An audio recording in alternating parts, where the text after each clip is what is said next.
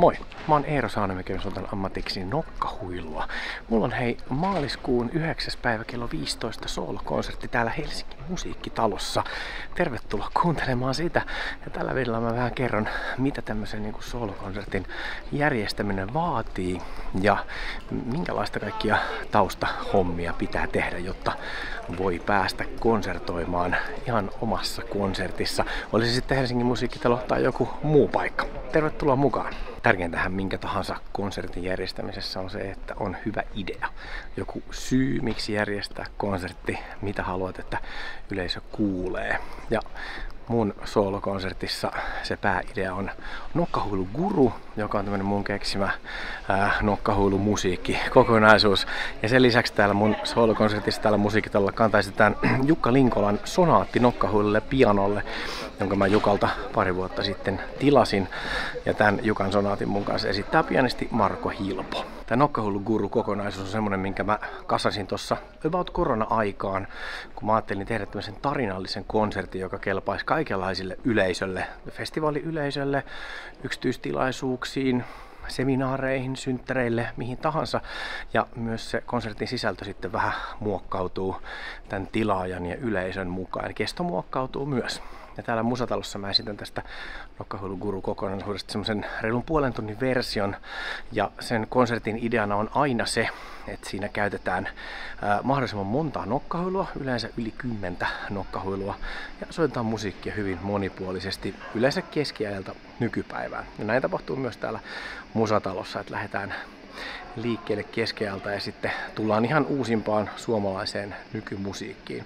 Mutta Nokkahuilu Gurun idea ei ole vaan se musiikin soittaminen pelkästään, vaan siellä kerrotaan myös tarinoita, jotka liittyy nokkahuilun instrumenttina.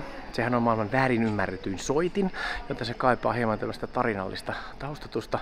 Ja sen lisäksi toki kerron myös omaan henkilökohtaiseen historiaani liittyviä tarinoita ja kerron vähän soittimista ja nokkahuilubiiseistä ja tämmöisestä, että tavallaan sen konsertin on tarkoitus olla myös viihdyttävä. Se voi olla myös opettavainen, mutta kyseessä ei ole luentokonsertti nyt sinänsä, vaan siellä yleisö saa kuulla hyvää musaa ja herkullisia tarinoita.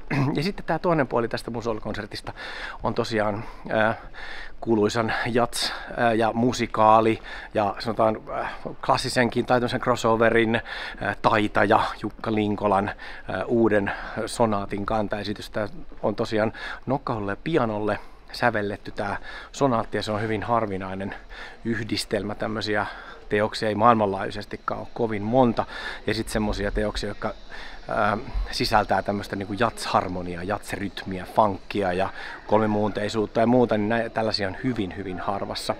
Ja Jukka on tehnyt tämmöisen sonaatti-fantasian mulle Taiken tuella. Mä sain Taiteen edistämiskeskukselta tämän sävellystilauksen apurahaa muutama vuosi sitten. Ja tästä sonaatista tuli valtavan hieno, monipuolinen, noin 25-30 minuuttia kestävä spektaakkeli, jossa on 5 osaa ja käytetään 5 erilaista nokkahuilua. Se on varmasti semmoista musaa, mitä kukaan ei ole aikaisemmin nokkahuilulla soittanut, tai sitä sellaista musaa ei ole myöskään kukaan nokkahuilulla kuullut soitettavan.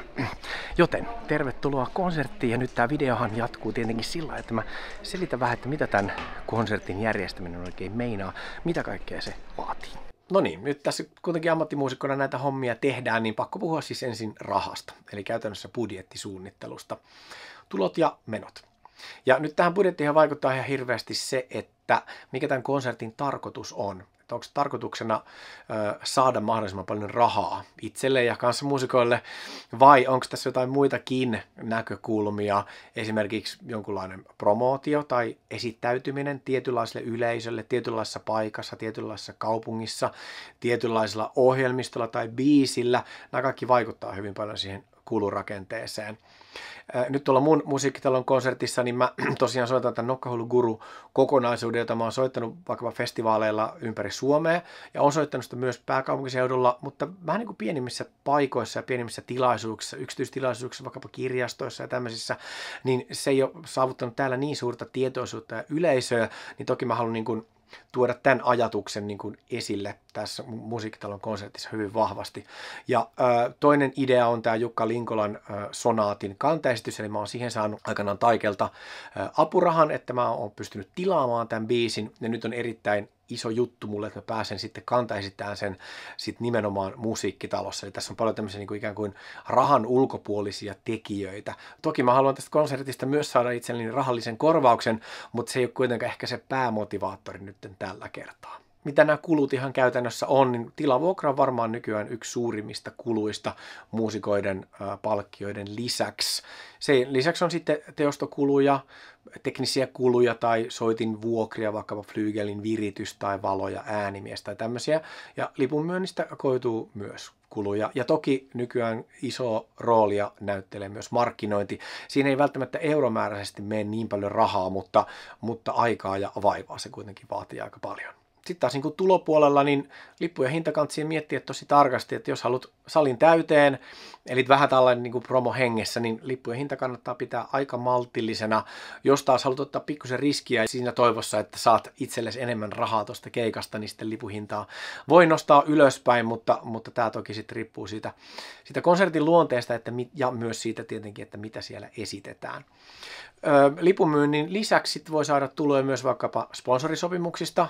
Mulla semmoisia tällä hetkellä ei ole, mutta ei ne tulevaisuudessa nyt ehkä mahdottomia ole. Ja sitten Suomessa on aika hienot tämmöiset niin kuin erilaiset tuki- ja apurahasysteemit, joista mullekin on ollut mun aikana paljon hyötyä. Mähän on tällä hetkellä Taiken myöntämällä taiteilija-apurahalla, eli se tietenkin auttaa tämmöisessä konserttiin valmistautumisessa. Lisäksi Taike tuki mua tosiaan tämän Linkolan biisin tilaamisessa, ja sen lisäksi mä oon saanut tukea myös tähän tilavuokraan Musiikkitalon säätiöltä, ja sitten myös Musiikin edistämissäätiö tukee tätä konserttia. Mutta täytyy sanoa, että vaikka näitä tukijoita on aika paljon, ja summakin on ihan merkittäviä, niin silti tilavuokrat Helsingin keskustassa on niin valtavia, että ilman näitä tukia tämmöisen soolokonsertin järjestäminen ei vaan yksinkertaisesti olisi mahdollista. Tilavuokra on tosiaan yksi isoimmista kuluista ja sen takia se itse tila onkin heti sen konsertin pääidean jälkeen se toisiksi tärkein homma tässä koko konsertin järjestämisessä. Mun Nokkahuilukuru-konsertti sisältää siis puhetta ja musiikkia ja on myös semmoista musiikkia, missä tarvitaan äänen vahvistusta.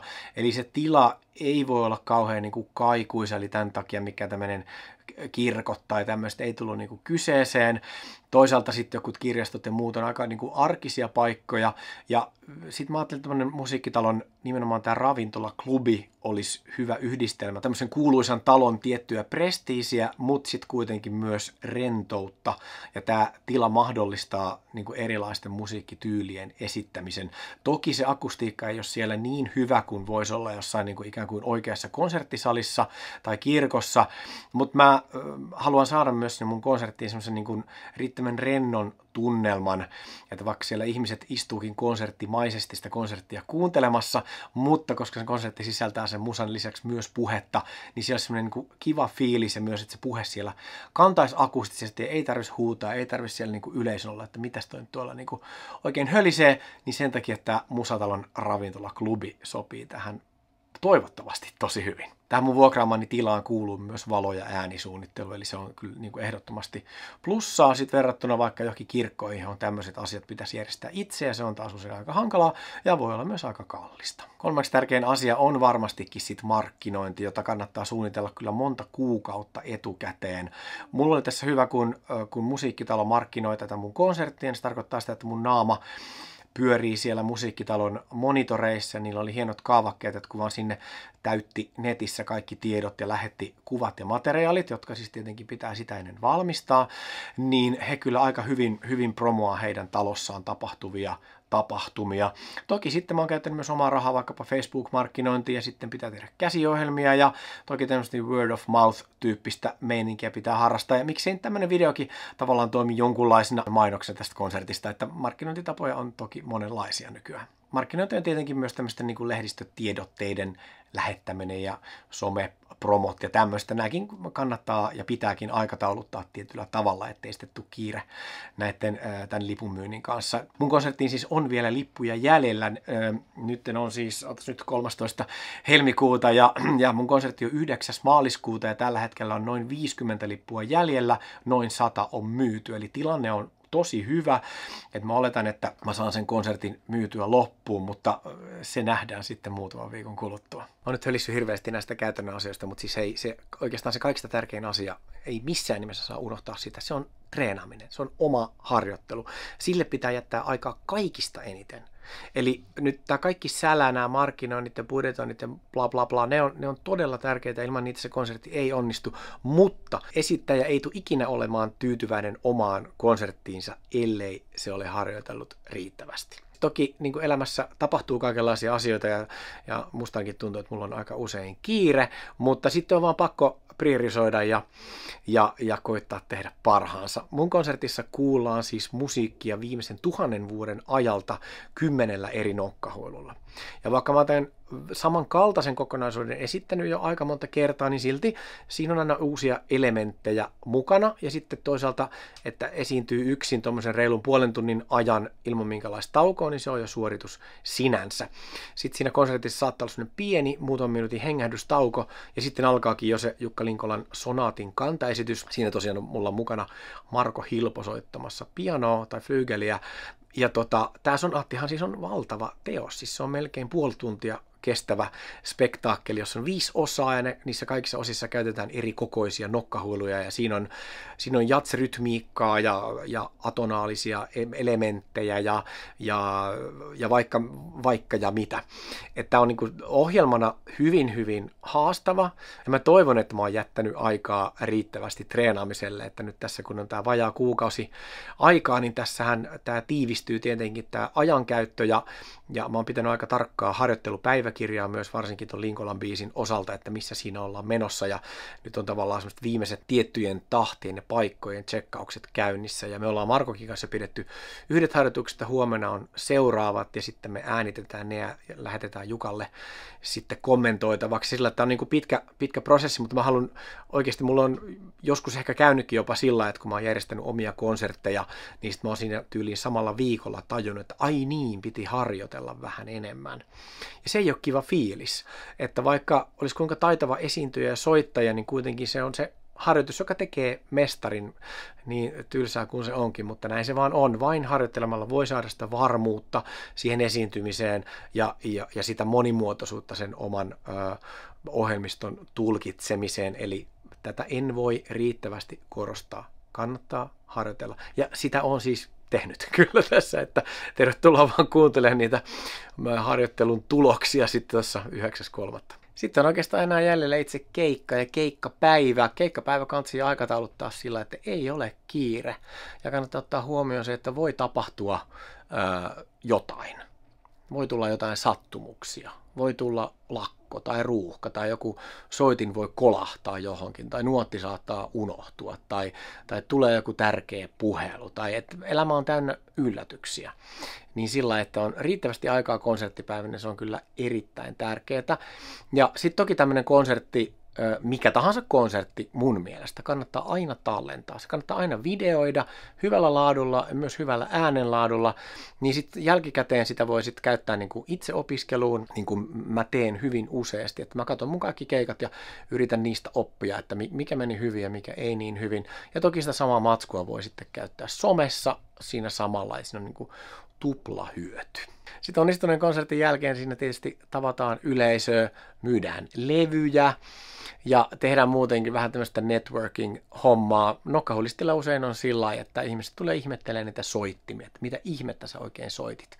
Että vaikka niistä kertoisi ja vaikka niillä soittaisi sen konsertin aikana, niin kuitenkaan ne soittimet ei siitä lavalta kaikille näy ja ne aina kiinnostaa hyvin paljon ihmisiä ja siihen ihmisten kiinnostukseen tulee vastata. Että se on niin kuin esiintyjän tehtävä sitten ottaa vastaan se yleisön kiinnostus ja esiintyjän pitää olla sitten kiinnostunut siitä yleisön kiinnostuksesta myös, niin siitä syntyy tämmöinen vuorovaikutustilanne, joka on sitten kaikille hyvin mukava.